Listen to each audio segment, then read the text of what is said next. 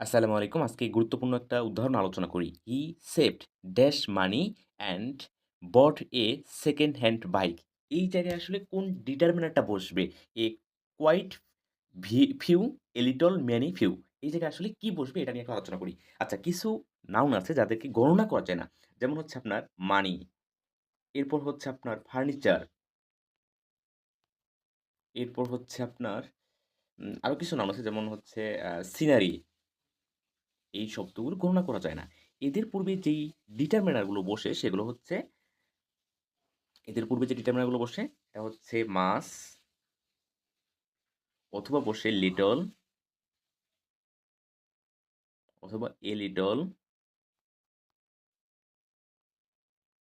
এই ডিটারমিনার গুলো বসে এদের পূর্বে।